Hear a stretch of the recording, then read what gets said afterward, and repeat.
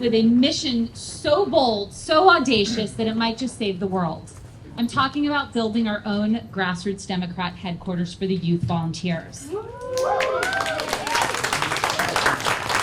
headquarters isn't just any old building. It's a fortress against hurricanes and a beacon for world peace. But let me connect the dots for you.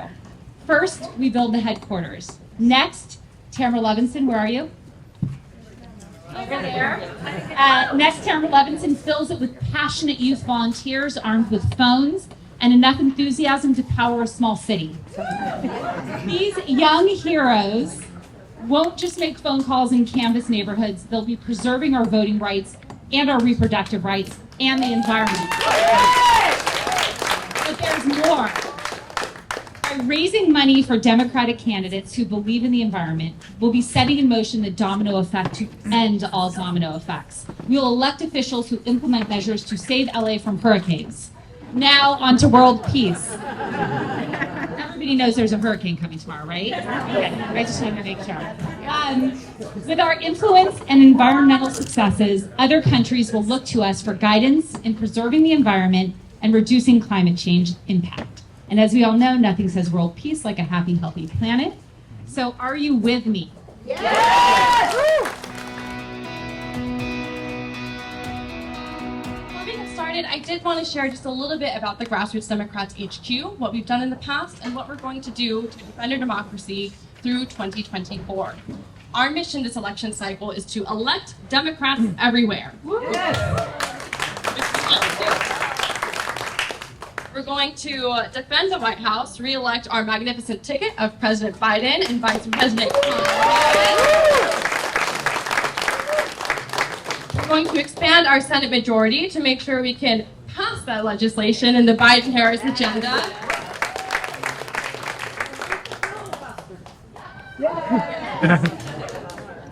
And also make sure that we take this gavel out of Speaker McCarthy's hand and put it in the hands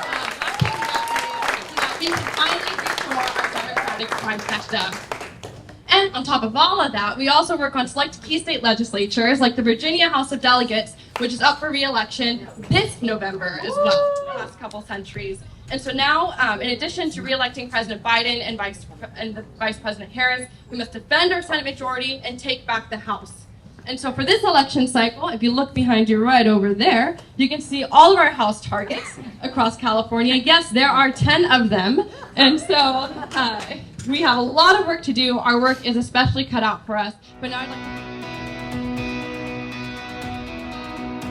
Programming. I have been involved with it for longer than I wanted to admit, because sometimes you don't want to work with your mom, is that I know that I wouldn't have been able to do what I've done in my career if it wasn't for the opportunities that so many folks, including many fabulous mentors that I see sitting here in the room today, provided me and were willing to teach me and were willing to see that just because I was younger and maybe didn't have as many years of experience, that didn't mean that I didn't have something to offer, a unique perspective to offer.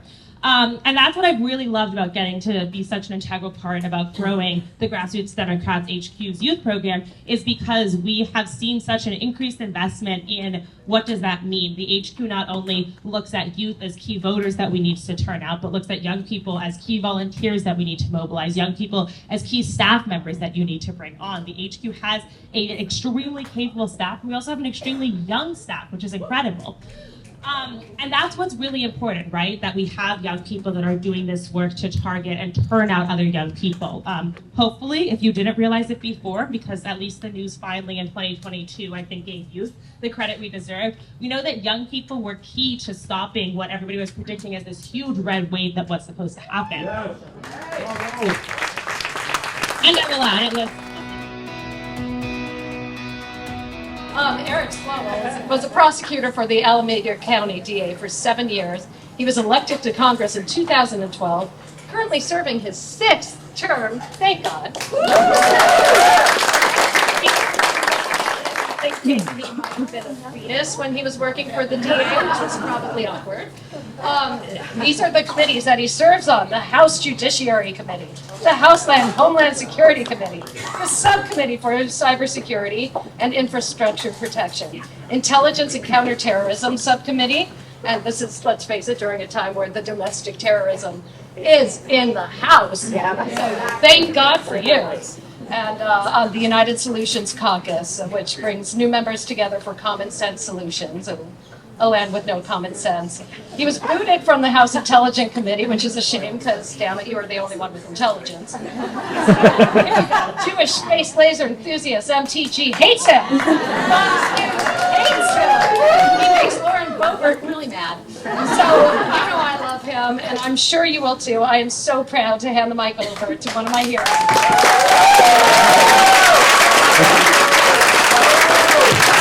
Thank you, Dana.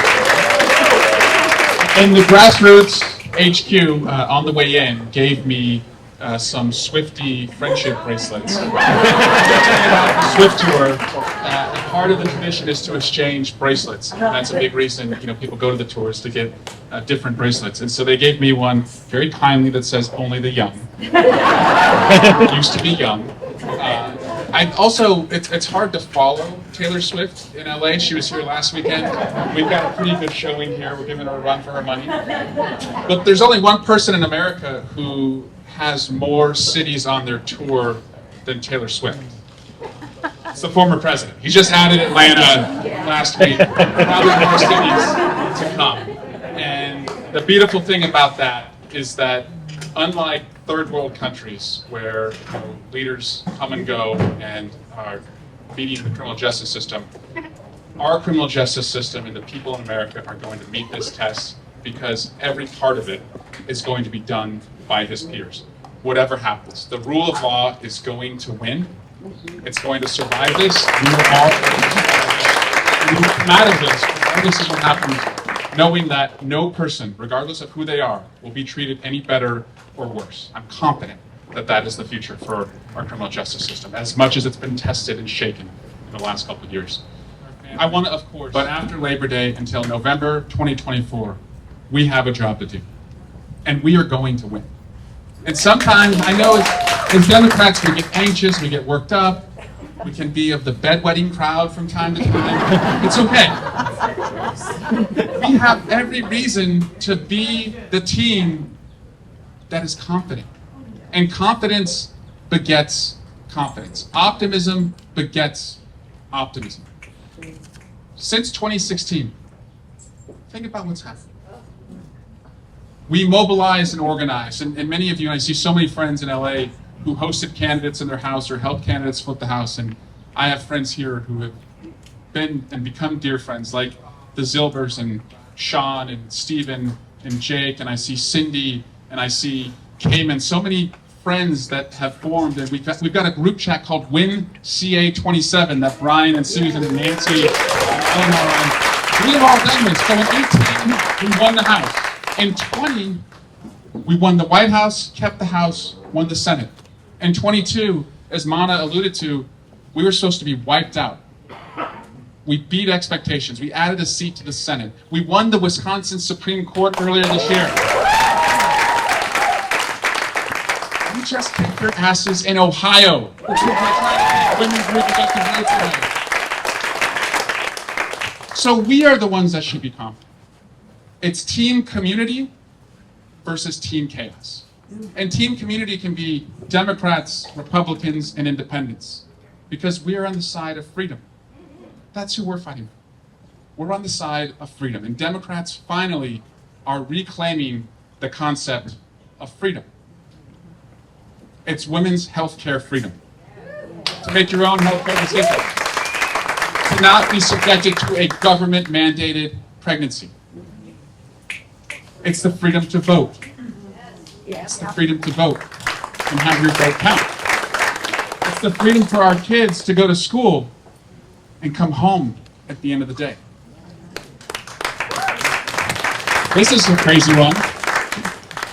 It's the freedom to read whatever you want to read.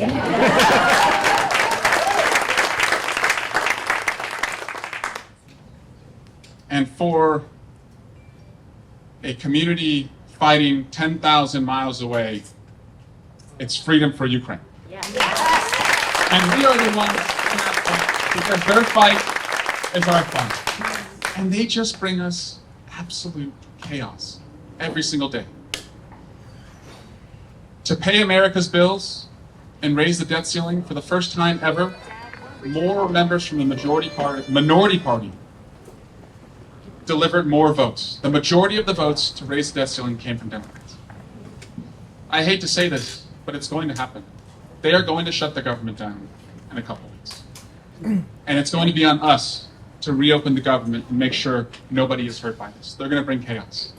They continue to try and defund Ukraine, try and defund the police.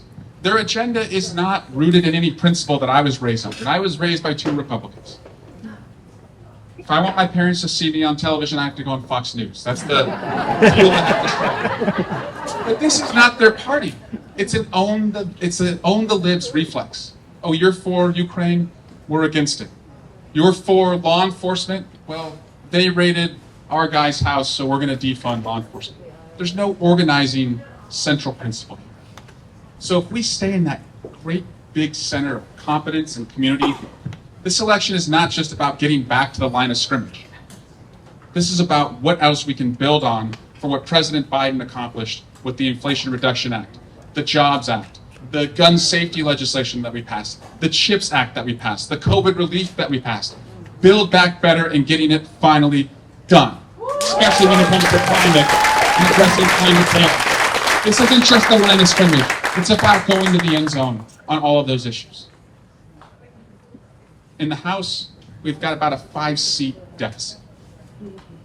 A 5-seat deficit. By the way, for all the trouble that Speaker McCarthy has had with the 5-seat deficit, do you know who else passed all of that legislation I just named with a 5-seat majority? Speaker Pelosi. She did it with the same margin. So winning the House, you don't have to go to Florida. You don't have to go to Ohio. You don't have to make calls in Texas. In LA County, there's a Republican who voted for the insurrection, who holds a seat in Lancaster, Palmdale, Santa Clarita. George Whitesides is running against him.